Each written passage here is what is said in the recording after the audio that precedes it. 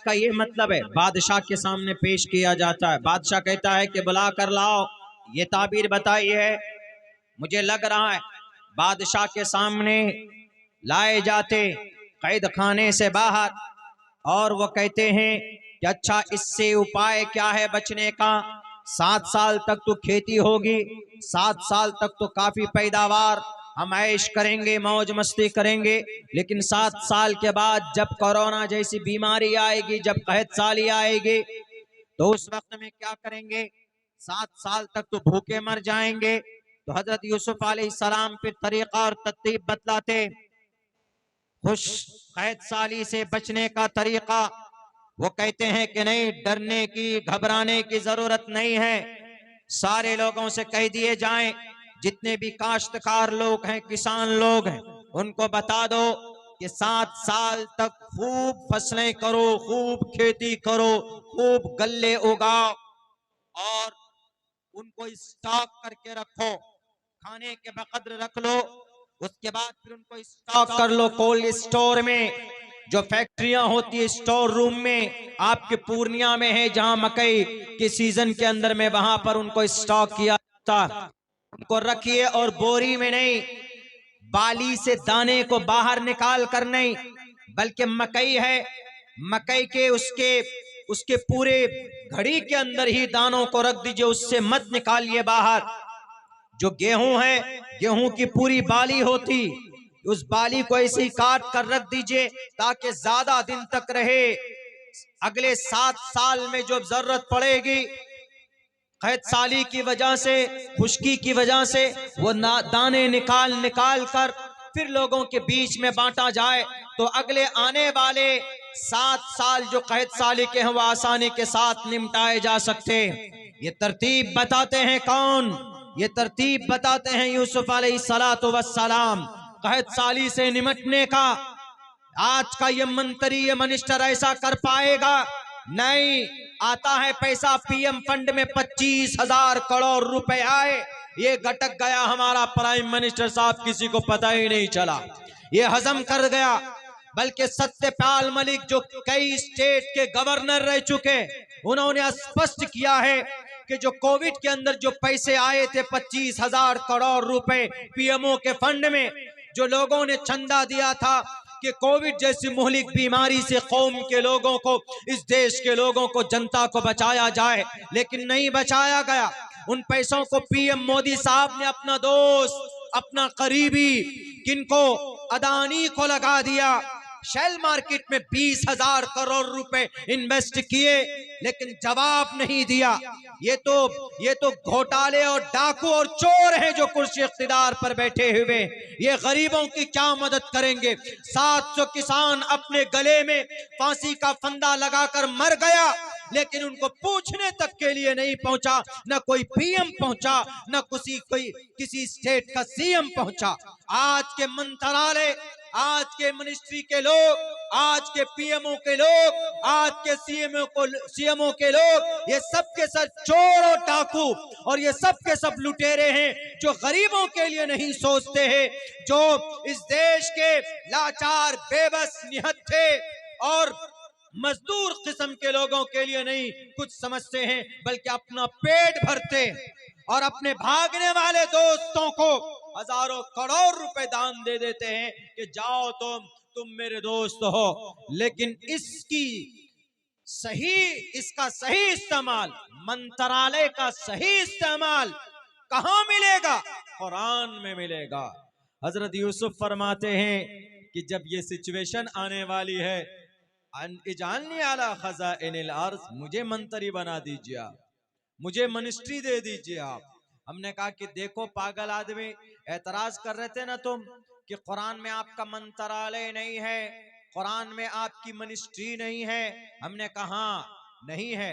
आज जो ये चोर और लुटेरे लोगों की जो मंत्रालय, जो मिनिस्ट्री है, करोड़ों रुपए सरकार गिराने में खर्च, और सरकार जो जो एमएलए एमपीज होते हैं उनको जो फैसिलिटीज दी जाती है, उस तरह की आसाइश और आराम हमारे कुरान में इस तरह की लूट मार नहीं है। हमारे कुरान में गरीबों की मदद है, जरूरतमंद की जरूरत को मुकम्मल करना।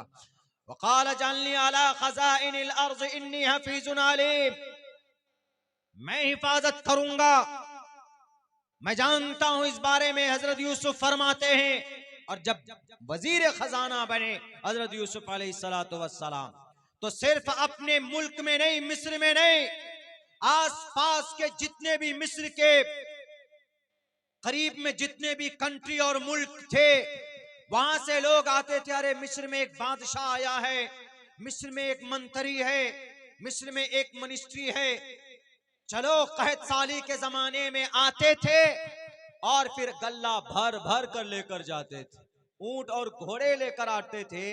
एक आदमी को एक ऊंट में जितना भी आ सकता था, उस वक्त उनको अनाज और गल्ला और आटे जो भी होता था उनको दिया जाता था और लेकर जाते थे, अपने पेट को पालते थे। सही मिनिस्ट्री देखनी है आजकल के करप्ट नेताओं, हमारे कुरान में गौर करो, तुमको सही मंत्रालय कुरान में मिल जाएगा। तिबियान लिकुल्ली शै, कुरान हर चीज को खोल खोल कर बयान करता है। और कुरान में कोई भी बात इंसानों की अगर उस पर अमल कर ले इंसान तो नुकसान होगा, ऐसा नहीं है। कुरान इंसानों की भलाई के लिए, कुरान में जो भी अहकामात है वो इंसानों की भलाई और उसकी कामयाबी के लिए है हमारे कुरान में। लेकिन पता है, आप कहेंगे कि मौलाना क्या बात कर रहे हैं, वी आर ऑल मुस्लिम, हम मुसलमान, हमारा रिश्ता कुरान से। क्या रिश्ता है कुरान से? सिर्फ है कि भी हम कुरान वाले हैं, हम कुरान पर ईमान रखते हैं। तो कुरान को कितना जानते हैं? पूछिए। हमारा नौजवान बस्ती के अंदर में अगर हमारा 100 जवान की लिस्ट तैयार करें तो उनमें से आपको 25 नौजवान नहीं मिलेगा ऐसा जो आपको 2-3 सूरतें ढंग से सुना दे। वो सूरह फातिहा तक याद नहीं हमारे नौजवानों। कैसे कुरान से मोहब्बत है भाई? आपका जो ग्रंथ है, आपका जो संविधान है, अल्लाह का कलाम, अल्लाह की किताब, वो हमें याद नहीं। कुरान करीम की शुरुआत सूरह फातिहा से है, हमें वो याद नहीं है, हमें मोहब्बत नहीं कुरान से। जब हमारा रिश्ता कुरान से टूट जाएगा, जब हमारा रिश्ता कुरान से मजबूत नहीं होगा, तो फिर पता है हम क्या होंगे? हम तबाह बर्बाद होंगे। अल्लाह के नबी फरमाते हैं, तरक्तु फीकुम अमरैन, दो चीजें छोड़कर जा रहा, दो चीजें। कुछ नहीं बता अल्लाह के नबी ने, ज्यादा कुछ नहीं कि ये भी करो, ये भी करना, ये भी करना नहीं। तरक्तु फीकुम अमरैन, two things you have to follow, you have to remember by heart. दो चीजें, तरक्तु फीकुम अमरैन लन तज़िल्लू, कभी भी तुम गुमराह नहीं हो सकते, कभी भी तुम डेमोरलाइज नहीं हो सकते। लन तज़िल्लू, कभी भी नहीं। मा तमस्सकतुम बिहिमा, जब तक तुम उनको पकड़े रखोगे। पकड़े रहने का मतलब क्या है? हाथों में से पकड़े रहना नहीं, उसको जानना, उस पर अमल करना। कुरान क्या कहता है, हदीस क्या कहती है, अल्लाह के नबी की जिंदगी क्या कह रही है, सहाबा का अमल क्या है, क्या फरमान है, ये फरमान है, इस पर काम करेंगे, इसके खिलाफ कोई काम हो रहा हो नहीं। This thing because these are prohibited, these are हराम। करता है कोई नहीं। शादी के अंदर फजूल खर्ची कौन? नमाज कौन छोड़ता? शराब कौन पीता? मुसलमान। जिना कौन करता? मुसलमान। चोरी कौन करता? मुसलमान। है कि नहीं बताइए? सूद कौन खाता धड़ल्ले से? मुसलमान। हमारे नौजवान नशा करते हैं, कोरेक्स पीते हैं, सुलेसन सूंघते हैं और नटरा भेंट खाते, क्या क्या खाते पता नहीं। ये सब क्या कुरान शरीयत में जायज से नहीं है। कौन करता? मुसलमान करता। पूछ लीजिए नमाज में क्या क्या जरूरी है। सूरह फातिहा याद है क्या? सूरह इखलास याद है क्या? नहीं बता पाएंगे हमारे जवान। मैं तमस्सक तुम बिहिमा, अगर तुम पकड़े रखोगे, लन तज़िल्लु, तुम गुमराह नहीं हो सकते। ये दोनों चीजें तुम्हारी जिंदगी के अंदर है, इसका मतलब तुम नेक हो। अब जब कोई नेक बंदा होता है, जब कोई मोमिन होता है, जब कोई नेक होता है, मोमिन का मतलब शरीयत की पाबंदी करने वाला, और जब नेक बंदा होगा कोई, तो फिर उसको डर नहीं होगा, किसी से डरेगा नहीं। और किसी ये लाल बुजक्कर हो क्या आसाम का, वो आसाम का बहुत ज्यादा भेदभाव करने वाला वहां का सीएम हो, कि हमारे इस मुल्क का कुर्सी इख्तिदार पर बैठने वाला सबसे बड़ा लीडर हो, उनकी गलत पॉलिसी, आरएसएस हो कि बीएचपी हो कि बजरंग दल हो कि शिवसेना हो कि मुल्क इसराइल, क्या नाम है वो यहूदियों का सरदार, अमेरिका का सबसे खुदा, अमेरिका हो कि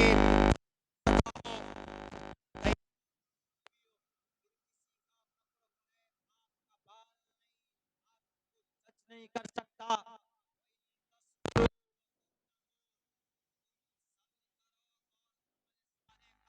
से डरते रहो, तत्तकू, डरते रहो, कुरान को सुन्नत को पकड़े रहोगे, ला यजुर्रुकुम कैदुहुम शैआ, ये जितने भी जानवरों को अपना माता मानने वाले, अपने माए मानने वाले, बेजान पत्थरों की, बेजान मूर्तियों की पूजा करने वाले, 30 करोड़ देवी देवताओं को अपना परमात्मा मानने वाले, इनकी गलत पॉलिसी और इनकी साजिशें और इनका मकरो फरेब तुमको नुकसान नहीं पहुंचा सकता है। कौन कहता है? अल्लाह का कुरान कहता है। हम झूठे हो सकते हैं, दुनिया झूठी हो सकती है, हमारा कुरान झूठा नहीं हो सकता, अल्लाह के नबी की हदीस झूठी नहीं हो सकती है। ये है न कुरान झूठा, न अल्लाह के नबी की हदीस झूठी। कुरान भी मुसद्दक है, हदीस भी मुसद्दक है। बुखारी शरीफ कुरान के बाद सबसे बड़ा नंबर आता है हदीस की किताबों में। हदीस की पहली हदीस है बुखारी शरीफ के अंदर, उस हदीस इन्नमल अमालु बिन्नियात वाली हदीस, जो सबसे पहली हदीस, अल्लाह तबारक व तआला हदीसों की भी हिफाजत करता है, ये भी कभी झूठी नहीं हो सकती, गलत नहीं हो सकते। मैंने 31 वास्तों से 31 स्टेप में मैंने बुखारी शरीफ जनाबे मोहम्मद रसूलुल्लाह सल्लल्लाहु अलैहि वसल्लम से पढ़ी। मिसाल के तौर पर इन्नमल अमालु बिन्नियात, मैंने यह हदीस शरीफ मुफ्ती सईद अहमद साहब पालनपुरी से पढ़ी, उन्होंने मौलाना फखरुद्दीन अल्लामा इब्राहिम से पढ़ी, उन्होंने यह हदीस शरीफ शेखुल हिंद रहमतुल्लाह शेखुल इस्लाम हुसैन अहमद मदनी से पढ़ी, उन्होंने यह हदीस शरीफ अल्लामा अनवर शाह कश्मीरी से पढ़ी, उन्होंने यह हदीस शरीफ शेखुल हिंद से पढ़ी, और उन्होंने यह हदीस शरीफ मौलाना कासिम नानोतवी से पढ़ी, उन्होंने यह हदीस शरीफ मौलाना शाह अब्दुल गनी मुजद्दिदी से पढ़ी, उन्होंने यह हदीस शरीफ शाह मोहम्मद इसहाक से पढ़ी, उन्होंने यह हदीस शाह अब्दुल अजीज मुहद्दिस देहलवी से पढ़ी, उन्होंने ये शाह वलीउल्लाह मुहद्दिस देहलवी से पढ़ी, उन्होंने शेख अबू ताहिर कुर्दी से पढ़ी, उन्होंने इब्राहिम कोरानी कुर्दी से पढ़ी, उन्होंने उन्होंने उन्होंने शमली कशासी से पढ़ी, उन्होंने शिन्नावी से पढ़ी, उन्होंने अल्लामा रमली से पढ़ी, उन्होंने जकरिया अंसारी से पढ़ी, उन्होंने हाफिज इब्न हजर अस्कलानी से पढ़ी, उन्होंने तन्नोखी से पढ़ी, उन्होंने हज्जार इब्न सोहना से पढ़ी, उन्होंने जबीदी से पढ़ी, उन्होंने अबुल वक्त से पढ़ी, उन्होंने दाऊदी से पढ़ी, उन्होंने फिरबरी से पढ़ी, उन्होंने इब्न हमूया से पढ़ी, उन्होंने फिरबरी से पढ़ी, उन्होंने मोहम्मद बिन इस्माइल बिन इब्राहिम बिन मुगीरा बिन बरदिज़बत अल जोफी अल अमानी अल बुखारी से पढ़ी। उन्होंने हदीस शेख हुमैदी से पढ़ी और उन्होंने हदीस शरीफ सुफियान बिन उयैना से पढ़ी। उन्होंने यहया बिन सईद अंसारी से पढ़ी।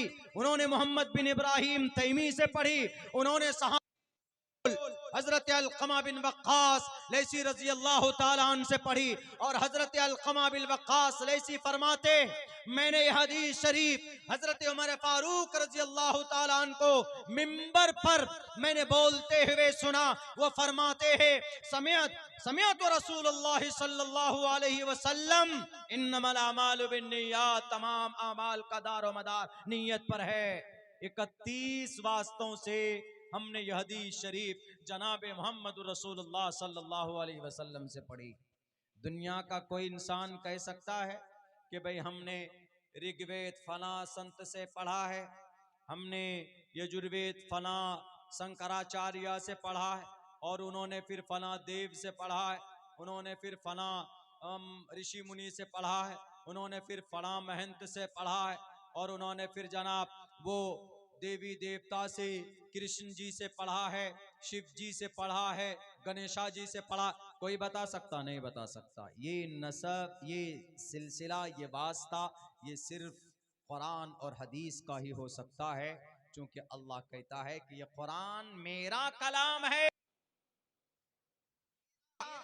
मैंने नाजिल किया है, हमने नाजिल किया है और हम ही इसकी हिफाजत करने वाले हैं। तो कुरान के साथ साथ हदीस की भी हिफाजत अल्लाह करता है। तो मैं ये कह रहा था कि कुरान की बातें झूठी नहीं होती है, हदीस की बातें झूठी नहीं होती है, वो ला शक ला रैब है। तो इसीलिए हमारा कुरान कहता है कि मंत्रालय कैसे संभालना है। देखो हजरत यूसुफ अलैहिस्सलाम की जिंदगी से लोग आ रहे हैं, लेकर जा रहे हैं। यूसुफ अलैहिस्सलाम ने कभी भी नहीं, उनके भाई भी आए थे यूसुफ अलैहिस्सलाम के भाई, उन्होंने भी कहा था कि बादशाह सलामत। यूसुफ अलैहिस्सलाम तो पहचान गए, उनके भाई नहीं पहचान पाए जिन्होंने कुएं में डाला था बचपन में। लेकिन यूसुफ अलैहिस्सलाम चाहते तो क्या कहते, अच्छा you are a criminal because you have fell down pit, कुएं में डाला तुमने मुझे, मैं तुमको जेल में डालूंगा नहीं। सब भाइयों को बुला करके उनको भी भर भर के दिया, लो जाओ, भाइयों को भी दिया, औरों को भी दिया। ये होती है मिनिस्ट्री। आजकल मिनिस्ट्री किसके लिए है? अदानी के लिए है, अंबानी के लिए है, इन चोरों के लिए। ताकत का सही इस्तेमाल कैसे हो, पैसों का सही इस्तेमाल कैसे हो, हमारे कुरान में है। तो लोग खामखा कहते हैं कि मौलाना शरीयत के अंदर, कुरान के अंदर आज के जमाने में जो कुछ हो रहा है आपके कुरान में उसका समाधान है। फ़इन तनाज़अतुम फ़ी शैइन फरुद्दूहु इलल्लाहि वर रसूल। फ़ी शैइन, किसी भी मामले का मामला झगड़ा हो कुरान और हदीस की तरफ रुजू करोगे, समाधान मिलेगा। इसका मतलब यह है कि कुरान और हदीस में अल्लाह ने उस मसले का हल निकाला है, उसमें है लिखा हुआ। तभी अभी देख लीजिए ना क्या हो रहा है राजस्थान के अंदर, क्या हुआ अभी। वो मोहतरम हमारे क्या नाम है, जनाब आशिक मोहतरम साहब, उन्होंने एक वीडियो हमको दिया। उस बच्चे ने कहा कि देखिए मुझे मालूम नहीं था, चूंकि पिछले मुस्तकिल 4 दिन से बहुत ज़्यादा मसरूफ़ हूँ, तो हमने देखा भी नहीं है कुछ खोल करके, अपने जो हमारे सोर्सेस होते हैं उनके मैसेजेस नहीं देखे।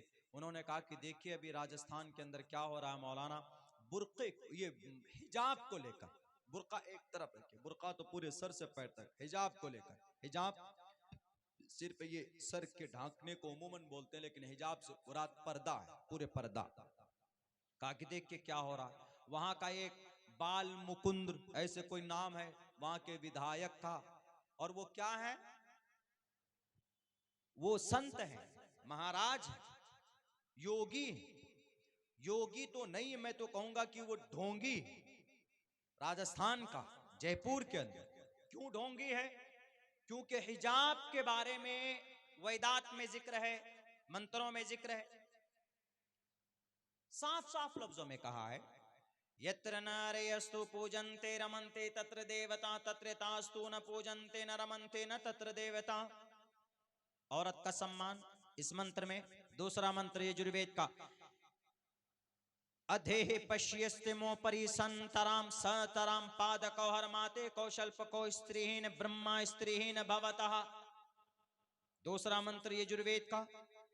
इन दोनों मंत्रों के अंदर में औरत पर्दे की चीज है, औरत का सम्मान करो, ये बात बताई है किसने? ईश्वर ने। योगी कौन होता है? वो जो योग करता है, ईश्वर पर जिसका ध्यान होता है। लेकिन ये योगी नहीं है, ये ढोंगी हैं जो अपने शास्त्र को न पढ़ते हैं न उस पर गौर करते हैं। अगर कोई बेटी समाज की अगर पर्दे में चेहरे में पर्दा करे, चेहरे ढांप कर, बच्चे, बल्कि उन बच्चों ने चेहरे को ढांका हुआ भी नहीं था, चेहरे खुले हुए थे, सिर्फ स्कार्फ लगाए हुए थे और पूरी बॉडी ढकी हुई थी। क्या बोलता है? एक स्कूल में गया प्रोग्राम में, क्या बोलता है? ये हिजाब ये बुर्का नहीं चलेगा, ड्रेस कोड को फॉलो करना होगा। ड्रेस कोड मतलब स्कूल की यूनिफॉर्म, जो भी ड्रेस यूनिफॉर्म होगी उसको मानना पड़ेगा। स्पीच देने गए पागल आदमी, तो आपको एजुकेशन पे बोलना था, आपको बच्चों को मोटिवेट करना था, टीचरों की क्या अहमियत होती है। पंडित दयानंद सरस्वती जी का मंत्र ही पेश कर देते, मात्रमान चित्रमान कार्यवान पुरुषो वेदः, यही मंत्र पेश कर देते। टीचर की क्या अहमियत होती है, मां बाप की क्या जिम्मेदारी होती है, बच्चा कैसे आगे बढ़ता, इस पर स्पीच होना चाहिए। नहीं, माइक थामा और आग उगलना शुरू कर दिया कि यह हिजाब नहीं चलेगा, यह पर्दा नहीं चलेगा, पढ़ना है यहां पर तो ड्रेस कोड को फॉलो करो। बताइए, मैं उनसे कहता हूं कि अगर आपको यही बात कहना है तो जाओ, तुम भूलोक में जाओ, यमलोक में जाओ, पृथ्वी लोक से, इस दुनिया से यमलोक में जहां यमदूत रहते, और दूत लोक में जाओ, देवलोक में जाओ, और जाकर कहो किनको? जाकर कहो गणेश जी को, जाकर कहो शिव जी को, जाकर कहें विष्णु को, जाकर कहें ब्रह्मा को कि ब्रह्मा विष्णु, आपने मंत्र में क्यों बयान कर दिया कि समाज की बेटी का सम्मान करो, समाज की बेटी को दाएं बाएं आगे पीछे नहीं दिखना चाहिए, सीधे चलना चाहिए, निगाहें नीची करके चलना चाहिए। जाओ पूछो उनसे क्यों कहा यत्र नारीयस्तु पूजन्ते रमन्ते तत्र देवता तत्र तास्तु न पूजन्ते न रमन्ते न तत्र देवता। जिस कॉलेज में, जिस मुल्क में बेटी का सम्मान होगा वहां ईश्वर की कृपा होगी, ईश्वर वहां आएगा। जहां बेटी की इज्जत नहीं होगी, जहां पर औरत का सम्मान नहीं होगा, जहां पर छात्राओं लेडीजों का उनकी इज्जत अफजाई नहीं की जाएगी, वहां पर ईश्वर कहता मैं नहीं आऊंगा। क्यों? इसलिए कि स्त्री को ब्रह्मा ने पैदा किया है, स्त्रीहीन ब्रह्मा भवति, स्त्री को ब्रह्मा ने पैदा किया है। और ब्रह्मा ने कहा कि बेटियों, ए समाज की नारियों, ए समाज की औरतों, दाएं मत देखना, बाएं मत देखना, ऊपर मत देखना, नीचे निगाहें करके चलना और पैर को मिलाकर चलना। क्या मतलब है? बाल मुकुंद जी, आप तो हैं यकीनन योगी हैं, अगर आप अपने शास्त्र को जानते हैं तो लाओ इसका तर्जमा, क्या मतलब रह जाता है इसका? स्त्रीहीन ब्रह्मा, अपने पैरों को जोड़ करके चलो, पैरों को मिला करके चलो, मतलब तुम्हारी पैर से रास्ते में आवाज नहीं आनी चाहिए किसी गैर महरम को, किसी मर्द को, किसी पराये मर्द को, कि वो तुम्हारी तरफ निगाह उठाकर देखे कि ये कौन औरत जा रही जिसके पैर इतने सुंदर हैं, जिनकी आवाज इतनी अच्छी है, जिनके पैर का रंग इतना खूबसूरत है। ईश्वर जानता है, इसीलिए हमारा अल्लाह फरमाता है कुरान में, हमारा कुरान में अल्लाह कहता है, या अय्युहन नबी कुल लिअज़वाजिक, व बनातिक व निसाइल मोमिनीन, हम हैं असल में वफादार, हम अपने अल्लाह के वफादार हैं और अपनी शरीयत के भी वफादार हैं। तुम बेवफा हो, तुम सिर्फ ईश्वर के नाम पर, खुदाओं के नाम पर बेटियों का अपमान करते हो और भगवा रंग का अपमान करते हो, इसलिए कि शास्त्र कुछ कहता है और तुम बोलते कुछ हो। अब्दुल्ला सालिम कुरान के खिलाफ नहीं बोल सकता। हमारे कोई भी वक्ता हजरात जो आए हैं यहाँ पर अभी तक, जिन्होंने तकरीर की है, कभी भी कोई भी शरीयत के खिलाफ नहीं बोल सकता। जो शरीयत में है वही बात बताई जाएगी। लेकिन पता नहीं क्या भंग खाकर बैठे हैं, क्या नशा चढ़ा हुआ है कि होता कुछ है शास्त्र में, और अपने आप को नेता बनाने के लिए, अपने आप को क्रांतिकारी हिस्ट्रिकल इंसान मनवाने के लिए अनाप शनाप बयान देते रहते हैं कि हिजाब नहीं लगाना। क्यों नहीं हिजाब लगाएंगे? हिजाब से फायदा भी है ना। हिजाब से फायदा यह है कि समाज की बेटी की इज्जत होती है, बिकॉज ऑफ हिजाब, बिकॉज ऑफ बुर्का, बुर्के की वजह से। और फिर पर्दा हिजाब कुरान में नहीं है, शास्त्रों के अंदर अनेक जगह पर, मैंने तो 2 से 3 श्लोक पढ़े। इसीलिए हमारा कुरान तस्दीक करता है, मुसद्दक। क्या? या अय्युहन नबी, ए नबी, कुल अज़वाजिक, अपनी बीवियों से कहिए, कुल,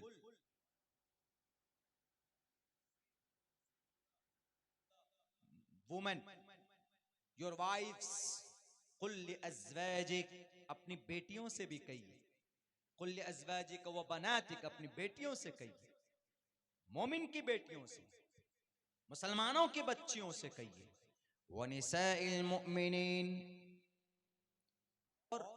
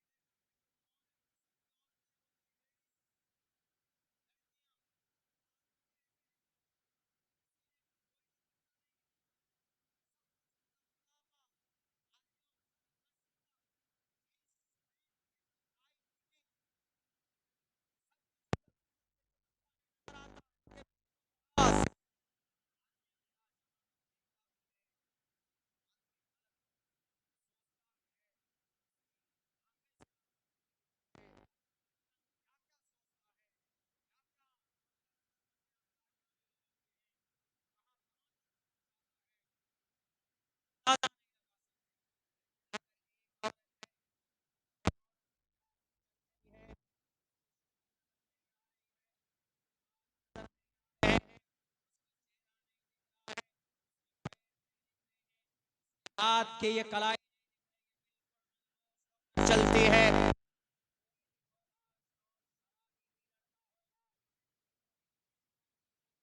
फसादी हो, वो सिर्फ इसके बुर्के की वजह से उसको सम्मान देता है, दिल से रिस्पेक्ट देता है कि नहीं, ये औरत बड़ी मुहज्जब है, ये औरत इज्जतदार है, इस औरत को छेड़ो मत, इस औरत के ऊपर गलत ख्यालात नहीं डाल सकता, वो नहीं नहीं सोच सकता इस औरत के बारे में, इसलिए can because and she is covered, वो पूरी की पूरी घिरी हुई,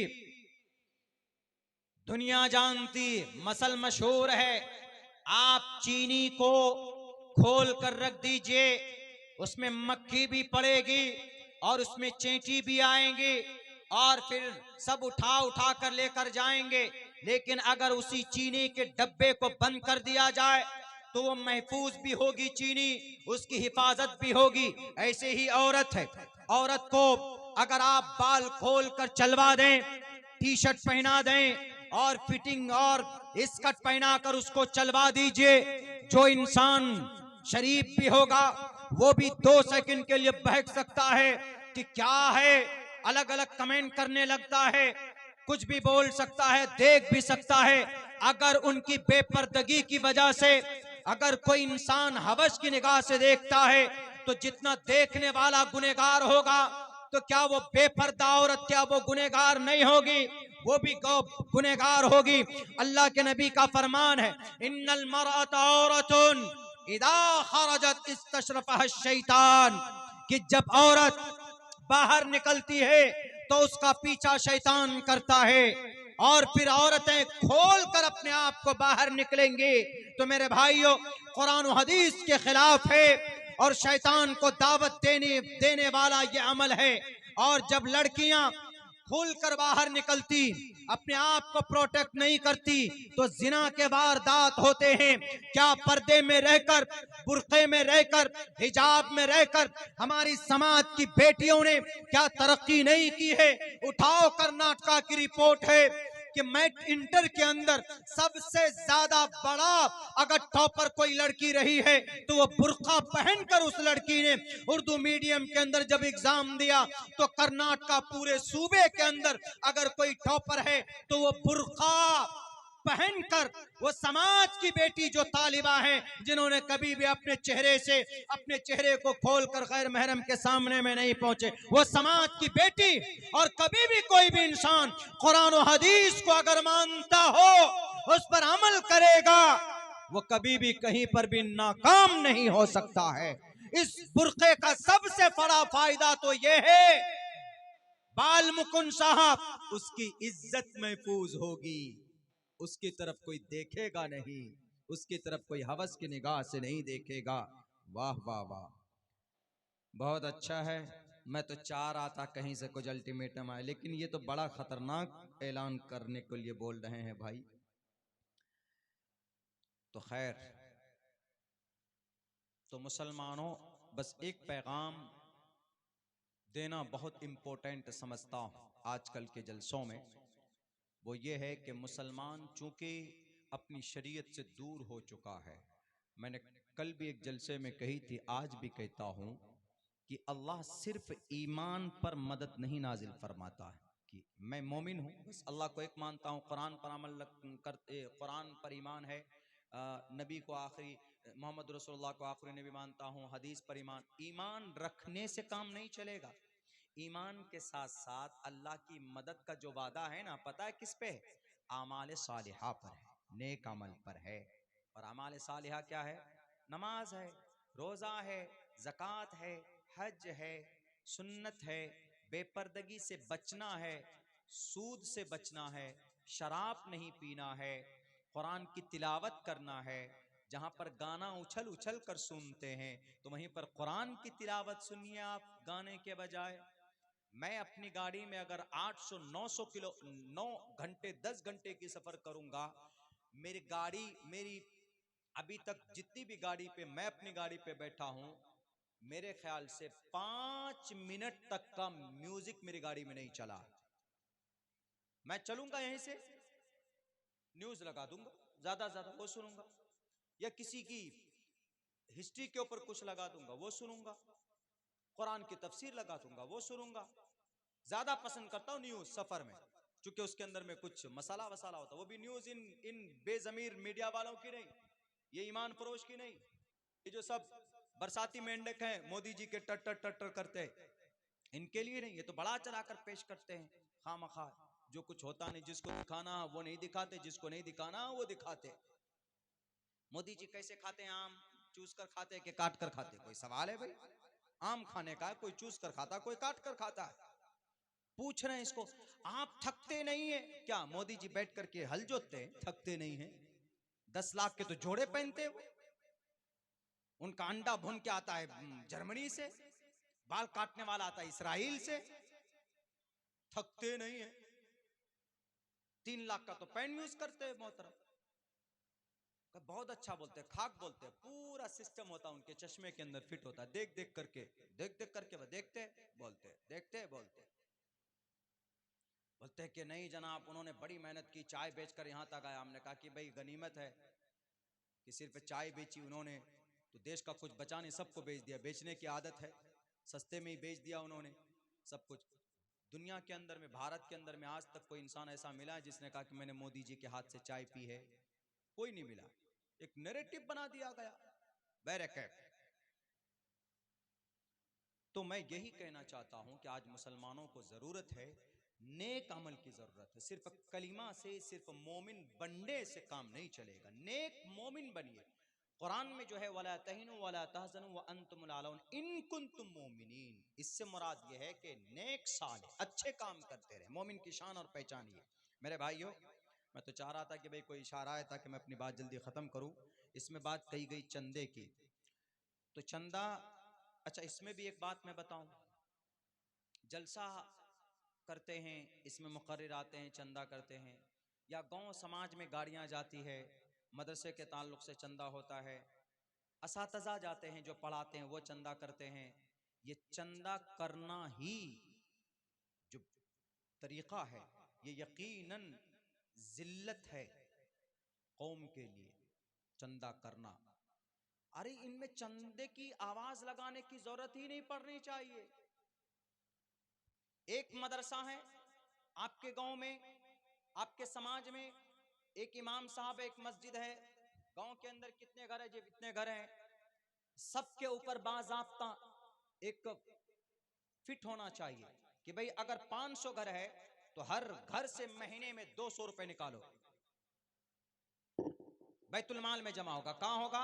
पूरे गांव का एक मुखिया होगा। मुखिया का मतलब एक ऑर्गेनाइजेशन बनाइए, वहां पर पैसा जमा होगा हर महीने में। इन पैसों का क्या होगा? मदरसे में जो बच्चे पढ़ते हैं उनके असातिज़ा को दी जाएगी तनख्वाह, मदरसे की बिल्डिंग बनेगी, मस्जिद में इमाम है, उस मस्जिद के इमाम की तनख्वाह होगी।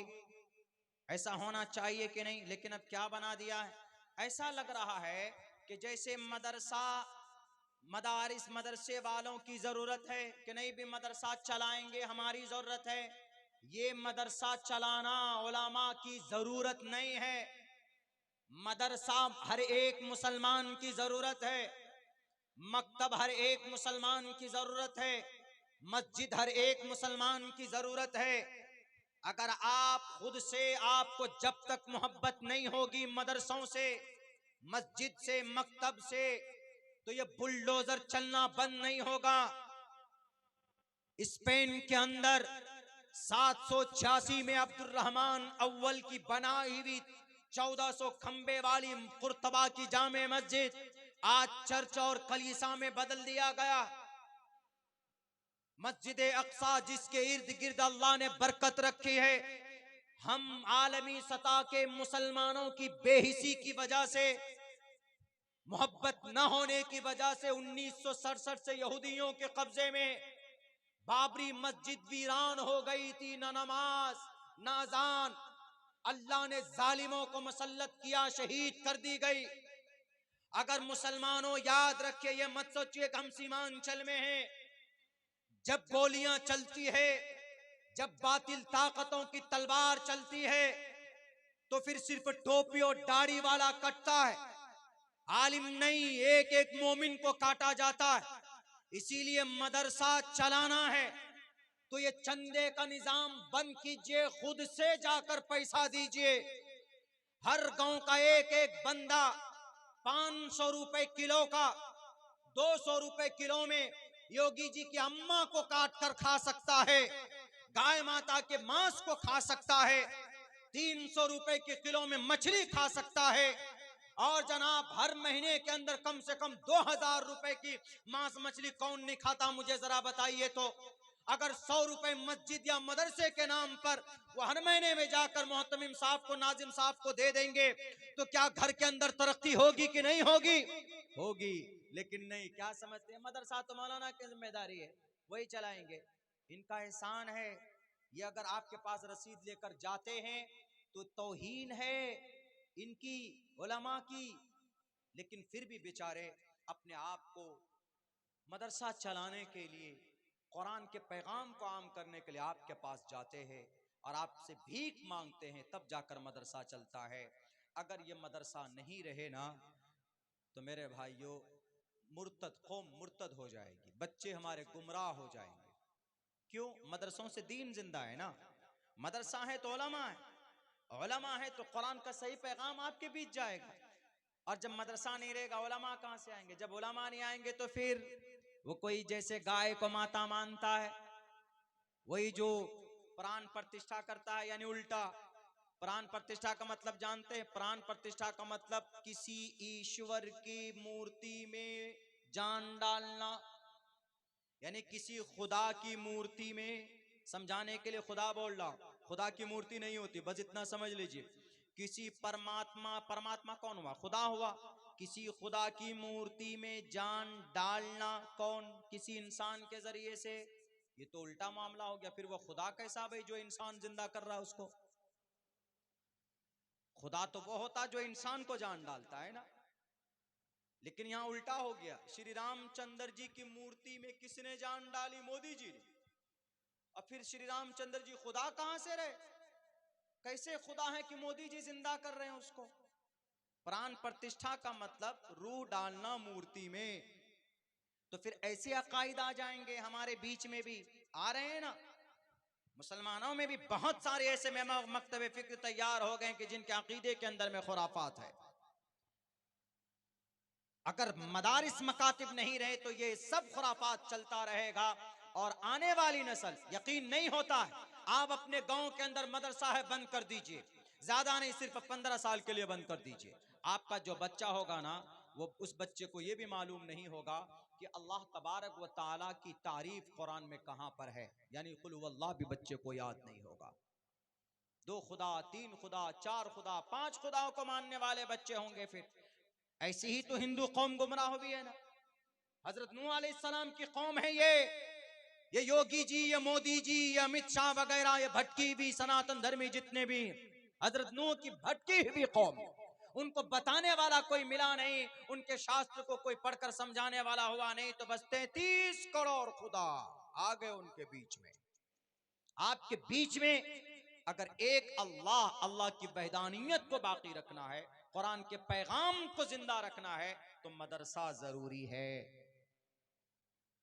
मदरसा, मकतब, मस्जिद, मस्जिद इबादत के लिए। तो इन मदरसों के लिए जो चंदा है मुरव्वजा, तो खैर इनका एहसान है हमारे उलमा का, लेकिन एहसान इनका मानिए, आपकी जिम्मेदारी है कि खुद ला ला करके उन मदरसों को आबाद कीजिए हमेशा के लिए। बहुत से जगहों पे हमने देखा है माशाल्लाह निज़ाम बना हुआ है, 2-2, 250-250, 300 रुपए मंथली फीस जमा कर देते हैं। बहुत ज़्यादा दूर नहीं, ये औरंगाबाद चले जाइए, बिहार के अंदर एक मदरसा देखा, वहां पर 300 नौजवानों की कमेटी, 300 नौजवान। और जो आजकल हमारे जवान है ना, वो विमल पुड़िया मुंह में 50 रुपए का खा लेते हैं, खत्म हुआ ना मुंह में डाल लिया। पूछो कि भैया हमको जरा फना जगह जाना है, मुंह में हर वक्त एकदम भर कर रखते, क्या बोलेंगे? मौलाना यहाँ से कटिहार 120 किलोमीटर, एकदम मुंह में भरे हुए रखते। अगर वही पैसा मदरसों में दे दें, 300 नौजवानों की कमेटी हमने देखी है, 300 रुपए हर महीने में देते हैं वो। 300 रुपए 3 नौजवान। उलमा बैठकर पढ़ाते हैं शान से, एकदम कहीं नहीं जाते वो। यहाँ तो जनाब मकई में भी बोरी लेकर बच्चे छोटे छोटे जाते हैं। ऐसा नहीं होना चाहिए। जब तक आपको आपकी शरीयत से, आपके मस्जिद से, आपके मदरसों से मोहब्बत नहीं होगी तो अल्लाह तबारक व तआला हिफाजत के असबाब भी पैदा नहीं करेंगे।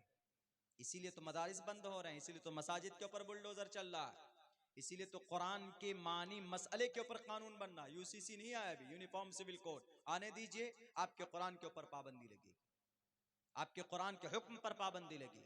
कुरान का हुक्म क्या है? कुरान का हुक्म यह है कि मर्द 4 शादी कर सकता है। कुरान का यही ऑर्डर है ना। और भी मसाइल हैं, 4 शादी कर सकता है, लेकिन यूनिफॉर्म सिविल कोड अगर आ गया तो you are not able to get married more than 1। एक से ज्यादा शादी नहीं कर सकते आप, सिर्फ एक ही कानून। और भी तो कानून हो सकते थे ना कि चलो भाई एक शादी करना जरूरी करार दे दिया गया, लेकिन जिसने शादी कर ली अगर वो बीवी को नहीं रखता है तो इस पर भी तो कानून बनना चाहिए ना। लेकिन इस पर कानून नहीं बनाएंगे वो। क्यों? वो जानते हैं अगर इस पर कानून बना कि शादी करने के बाद बीवी को नहीं रखेंगे तो सबसे पहले नंबर आएगा जेल जाने का मोदी जी का। क्योंकि मोदी जी ने शादी की है 42-45 साल से अपनी बीवी को साथ में नहीं रखता है। अगर कानून ही बनाना तो फिर ये भी बनाओ कि भाई एक शादी करना फर्ज है, हर नौजवान को जरूरी है। जितने भी नौजवान है 20 साल की उम्र का हुए 18 साल की उम्र में पहुंचे शादी करा दो, जरूरी है, ये कानून लाओ। लेकिन नहीं लाएंगे। क्यों? वो जानते हैं कि अगर हर किसी को, हर नौजवान को 18 साल की उम्र के बाद अगर शादी करना फर्ज हो गया कानून में, संविधान में अगर ऐसा कानून बना तो सबसे पहले जेल में कौन जाएंगे? योगी जी जाएंगे। योगी जी की शादी नहीं हुई है, वो जेल में चले जाएंगे। अटल बिहारी वाजपेयी जी चले गए इस दुनिया से, वो जेल में जाते। और कौन? ये मोहन भागवत जी आरएसएस के चीफ, ये जेल में चले जाएंगे। और कौन? नितिन गडकरी जी, वो जेल में चले जाएंगे। बड़े बड़े नेताओं का नंबर आ जाएगा जी, चलो जेल में। क्यों? शादी क्यों नहीं की तुमने? शादी करने के बाद बेटी औरत का सम्मान सामने नजर आता है, तब पता चलता है कि भाई औलाद या औरत का क्या सम्मान है। तो बहरे कैफ तो पूरी दुनिया के लोग तैयार है आपकी शरीयत को मिटाने के लिए। आपको अगर शरीयत को जिंदा रखना है, इस्लाम को जिंदा रखना है, तो आप मदरसों को जिंदा रखिए, तो इंशाअल्लाह इस्लाम जिंदा रहेगा। तो इसलिए इन दैन अखीर के अंदर मैं आप लोगों से, मेरी तो आदत नहीं है चंदा करने की, मैं चंदा वाला खतीब नहीं हूँ, मुकर्रिर नहीं हूँ। मैं तो पहली बात मुकर्रिर ही नहीं हूँ, जो मुताला करता हूँ तो लोगों के बीच में पेश कर देता हूँ। लेकिन इतना है कि आप लोगों से आखिर वक्त में यही गुजारिश कर रहा हूँ कि भाई मदरसे के लिए कुछ न कुछ जो आपके जेब में बचा खुचा है, मेरे ख्याल से वो पेश करने की कोशिश करें। आप अगर देंगे अल्लाह के मदरसे में, जहाँ